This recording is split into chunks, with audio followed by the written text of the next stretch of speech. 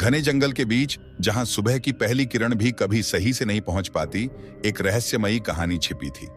ये जंगल उन लोगों के लिए कुख्यात था जो उसके भीतर गए थे लेकिन लौटकर नहीं आए।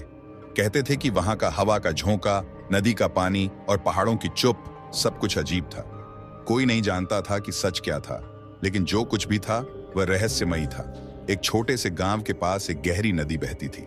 नदी की धार बहुत तेज थी और उसका पानी गहरा नीला था, जैसे कोई काला रहस्य उसके भीतर समाया हो। नदी के किनारे पर एक पुरानी कुटिया थी जिस पर वर्षों से कोई नहीं आया था। उस कुटिया के बारे में कोई भी कुछ नहीं जानता था, सिवाय इसके कि वहां जाने की किसी की हिम्मत नहीं हुई। कभी गांव के कुछ युवक और युवतियां उस कुटिया के पास जाने की कोशिश करते, लेकिन हर बार वे किसी न किसी अजीब घटना का शिकार हो जाते। एक रात जब चांद पूरा था और हवा में ठंडक थी, एक युवक नामक अर्जुन ने निर्णय लिया कि वह इस रहस्य का पता लगाएगा। अर्जुन एक साहसी और जिज्ञासु लड़का था। उसे यह विश्वास था कि वह उस कुटिया में जाने वाला पहला व्यक्ति होगा जो वहां से लौटेगा। उसने अपने साथ एक बैग में कुछ जरूरी चीजें रखी, जैसे कि एक मशाल, पानी और कुछ खाद्य सामग्री, और रात को चुपचाप जंगल की ओर बढ़ने लगा। पहले तो जंगल का रास्ता सीधा और साफ था, लेकिन जैसे ही वह गहरे जंगल में पहुंचा, सब कुछ बदलने लगा। हवा सर्द हो गई और अजीब सी खामोशी ने उसे घेर लिया। हर पेड़ की शाखाएं जैसे एक दूसरे से कुछ बड़बड़ा रही थीं, लेकिन अर्जुन को यह सब सामान्य लगा। वह चलता रहा, लेकिन जैसे जैसे वह कुटिया के पास पहुंचा, कुछ और ही महसूस हुआ। उसे ऐसा लगा जैसे कोई उसे देख रहा है, कोई जो उसे रोकने की कोशिश कर रहा है। अर्जुन ने दिल की धड़कन को शांत करने की कोशिश की और कुटिया के पास पहुंचा। वह दरवाजा खोलने ही वाला था कि अचानक एक तेज आवाज आई, जैसे कोई भारी कदम उठा रहा हो। अर्जुन का दिल जोर जोर से धड़कने लगा। अर्जुन का दिल तेजी से धड़कने लगा था।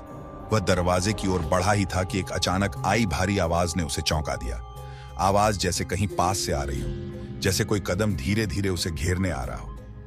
अर्जुन ने मशाल को और मजबूती से पकड़ लिया और धीरे धीरे पीछे मुड़कर देखा। जंगल की चुप से बाहर एक अजीब सी साया उसकी ओर बढ़ता दिखाई दिया। उसका शरीर लंबा और सर्पिल था और उसके चेहरे पर कोई स्पष्ट रूप नहीं था, बस एक धुंधला आभास था। अर्जुन घबराकर पीछे हटने लगा, लेकिन साया रुकने का नाम नहीं ले रहा था। वह जैसे उसकी ओर खींचता चला आ रहा था।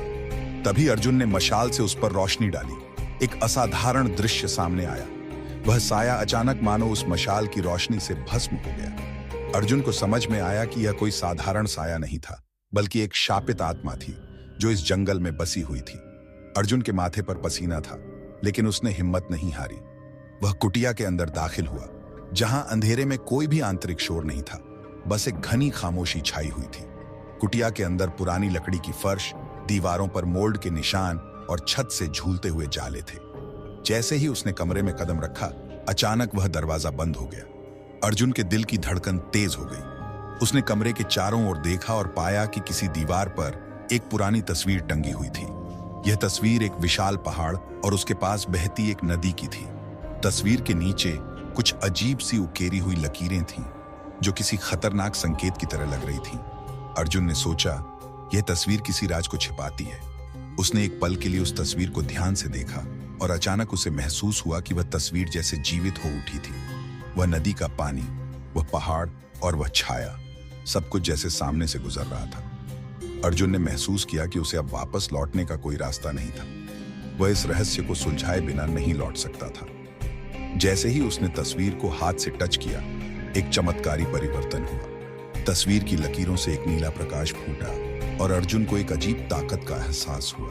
कुटिया की दीवारों से एक खौफनाक आवाज आई, जैसे किसी शापित आत्मा ने उसे पकड़ लिया हो। तुमने जो कुछ भी देखा, अब वह तुम्हारे साथ है। आवाज गहरी और डरावनी थी। अर्जुन ने घबराकर अपनी आंखों को बंद कर लिया। जब उसने आंखें खोलीं, तो सब कुछ शांत था। आखिरकार वह वहां से निकलकर जंगल के रास्ते पर लौट आया। लेकिन जैसे ही वह जंगल से बाहर आकर उस नदी के पास पहुंचा, वह महसूस करने लगा कि उसके आसपास कुछ बदल चुका है। नदी की धार तेज हो गई थी और पहाड़ की चोटी पर जैसे कोई रहस्यमयी प्रकाश चमक रहा था। अर्जुन ने यह समझ लिया कि इस जंगल और इस नदी के भीतर कुछ बहुत पुरानी शक्तियां बसी हैं, जो किसी भी सूरत में बाहर नहीं आना चाहती। अर्जुन ने सब कुछ छोड़ने का फैसला किया, लेकिन एक सवाल उसे हमेशा परेशान करता रहा। क्या वह अकेला था या जंगल और पहाड़ ने उसे हमेशा के लिए अपने रहस्यों में घेर लिया था?